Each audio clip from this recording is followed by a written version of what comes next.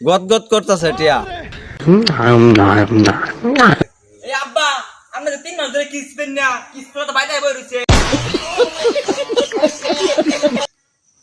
ভাই সাহেব সে তো কাজ কাম বলতে বিজনেস করে।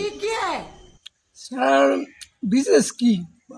এই জালাল দাদা মারা যাওয়ার পরে তার যে বিজনেস সয় সম্পত্তি আছেন ইয়ার দেখা সাক্ষাৎ করে। আমি কইছিলাম সারা বিজনেস করে, ছেলে অনেক ভালো। সেরা কেয়ার বিজনেস করে বাড়ি ঘরের এত ঠিক নাই। আরে ভাই সাহেব আপনি বাড়ি ঘরের কথা কইতাছেন, মরার পরে আমি আপনার সবাই মাটির তলে যাই। আমি বিশ্বাস না হলে দরজাটা খুললে গিয়ে ঘরের ভিতর থেকে দেখুন গদ গদ করতেছে টিয়া। আরে ভাই সাহেব আপনি কি রাগ করছেন? আর এটা এমনি কইলাম।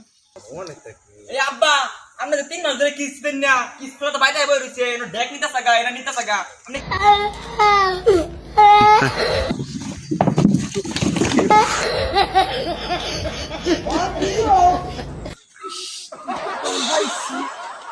আরে কিস্তি না তো আঙ্গুর পাইতেছি না, আমরা কি লিয়ে এত দূর দিই বুঝলাম না। হ্যাঁ আরে আইন বাজে আমরা